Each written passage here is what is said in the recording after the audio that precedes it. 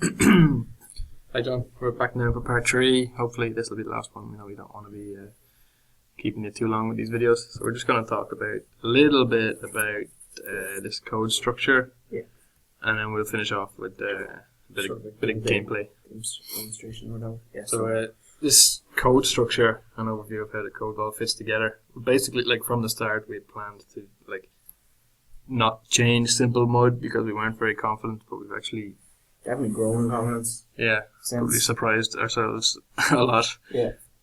So we still have the basic code structure with all the additions that we made. Yeah. Literally just built on top of it. Definitely tried to avoid changing too much because we're even seeing it as well in other groups. We're kind of trying to rewrite the whole thing, and it was just causing more problems than it was worth. And we wanted to just especially after CA1, we wanted to just focus on getting the gameplay good and actually enjoying it and stuff. And definitely that's kind of like we hear like Shane and Lucas talking about how horrible the code is. We're just kind of like, all right,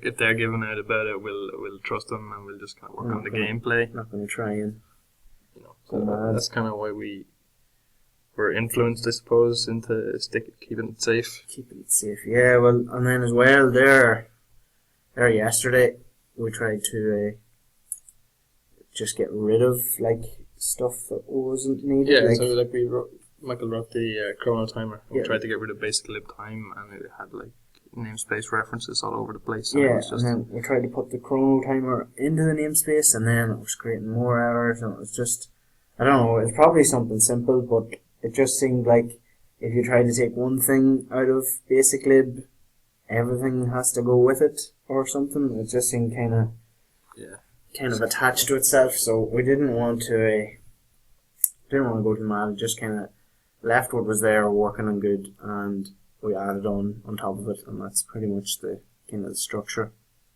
It's not really. The only extra thing, I suppose, is we made the shortcut handler for whenever the players add in their shortcuts. That's about the only.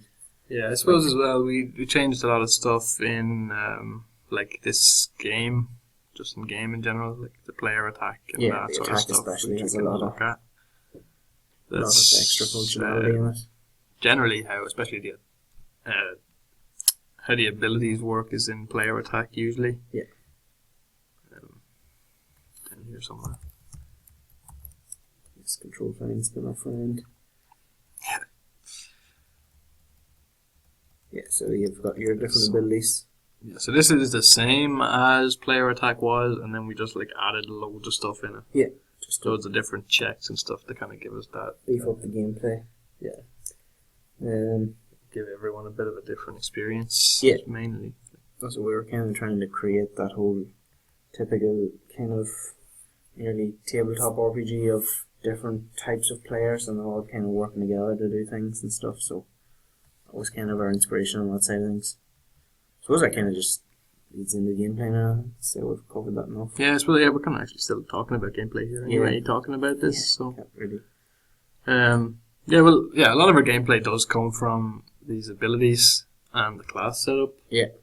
And then kind of variation in attacks. So it's here in front of us. The hunter ability just gives you, whenever you activate it, you get a random amount of turns between 1 and what your agility is. Yeah. And we go down into this for loop, and it just goes to turns. So if you're not a hunter using your ability, or you are a hunter not using your ability, everyone just gets 1 turn, so it just goes through this loop once. Yeah. It's pretty nice that we can just change that for different situations. Yeah. As well, something that we kind of focused on was making the kind of overall appearance of the game just a bit nicer, and we made sure to change it a good bit from what simple mode was like, so I think we did good there. I think, I don't, maybe it's just me being picky, but I found a few of the colours were pretty horrible to look at. Yeah, so magenta and blue pretty much are just not nice. Even the dark yellow and stuff like that. I was no, I don't like that, so I kind of set out our own colour scheme. Bright yellow, bright cyan and bright red kind of all worked nicely. With the white being the main good kind of colour scheme as well. It's good for highlighting specific words. It's kind of the way we took it. Anyway, back to this. This is just how the Bard's ability works. Yeah, so wherever a player is about to attack, it just goes through each player in the room. Yeah. And if there's a bard using his ability, you get a buff and a printout saying that you got the Gift of Song. Gift of Song. Bard is playing with loot. So, yeah. And then we have the critical chance thing. You don't actually need to come back to that. So we kind of talked about it earlier in class anyway, how it works. Yeah, the thief and stuff is like... The thief is just like a critical... Whenever the thief lands a critical strike, he takes away some of his health and gets a massive bonus based on his luck. And then the way the warrior works, it'll be in the enemy attack, it'll check a rune for warriors with their ability active, and it'll always attack them instead of anybody else until it's not active, which it just gets set off on a timer. So so this enemy killed. So the way we set the bosses up is just in this enemy killed, we just check if the enemy that was killed was one of these bosses and set a boolean that says that he's been defeated, and then in the game loop file it just checks then if all those booleans are set, then activate the boss room. Yep. And it just simply just gets the room, get the right room. Yeah, it'll add on the boss room as a direction from the top rooms. Yeah. And then as well in the boss room, once you go in, you can't go back out. But then once the boss is defeated, it'll set north to be back to the safe room. So pretty much teleports you back. So yeah, if we kill the main boss, we get this end game. I would call it. So this is just a boolean. Yeah. Say the game is finished, and we print out saying, whatever, well done. We're gonna stick around for a while, and then we print out the game title again, and a little thank you message from ourselves. Yeah. And then this is the bit then.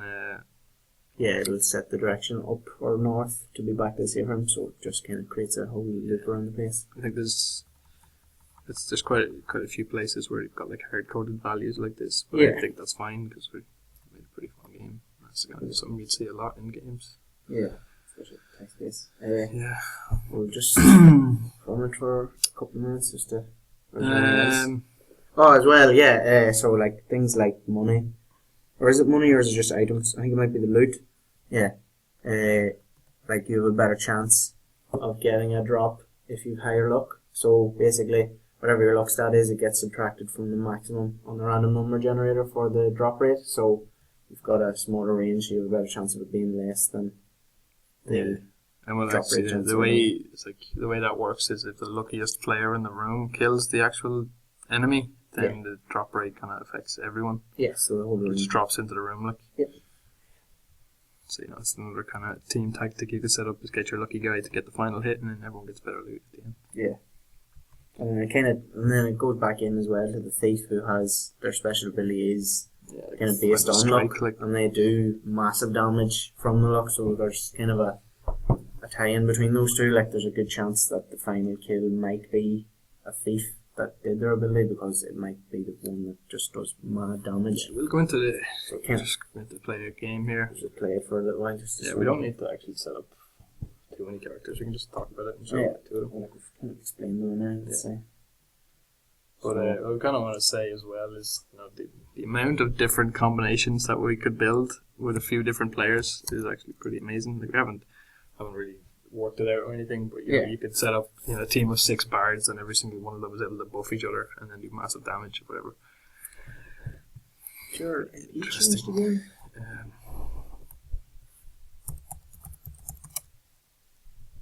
10.120. Okay. Keeps changing.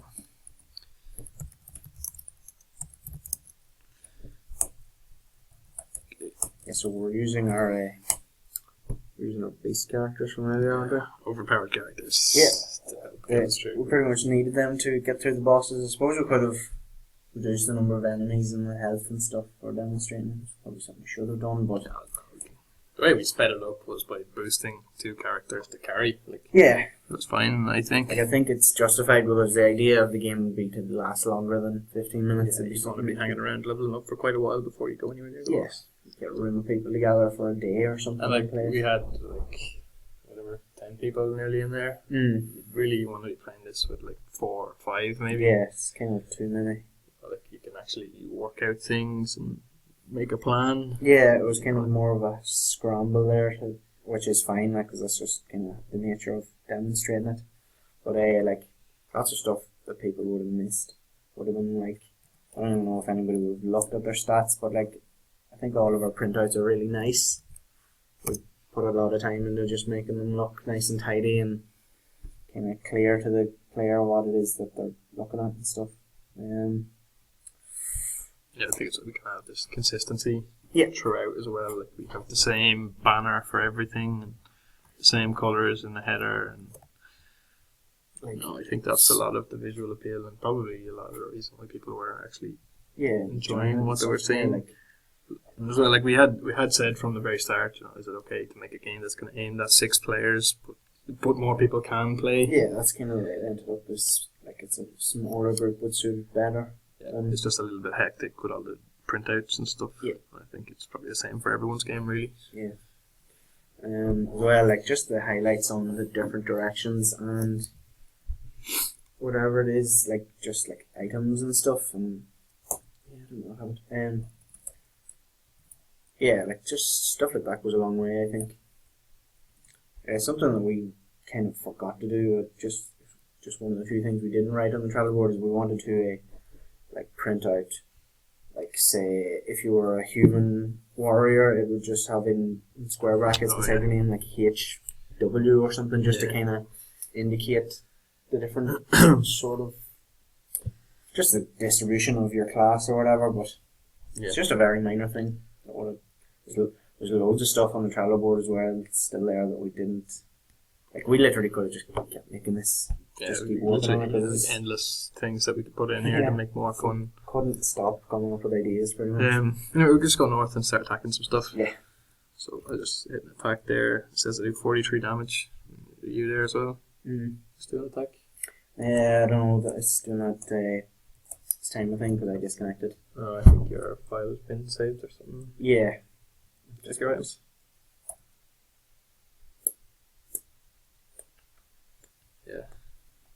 Yeah, I'll log in something else. Yeah, so Well, I can do an attack there for like 99 damage, which is, I think, is pretty high end for the weapon that I'm using. yeah. If I do my special now, so I'm a bard, so I start singing a bit of Journey, Yeah. which is actually a consistent recurring theme. Yeah, if you all the bard stuff if you is check based the on that Journey the song. bard based weapons and items and stuff are kinda all referring the song. Like you can see here, like even 125 is pretty. Like, I think my weapon has a 70 damage, so I'm getting a bonus. Yeah. On top of my strength as well. Like I shouldn't be able to reach 125 basically, but I'm getting my bonus from myself. Yeah. That's what I'm saying. Like if there was loads of bards, everybody would get a bonus off themselves and getting loads of extra damage and defense. Yeah, so only one enemy left, so get rid of him. What class have you got there? It's a hunter. Hunter.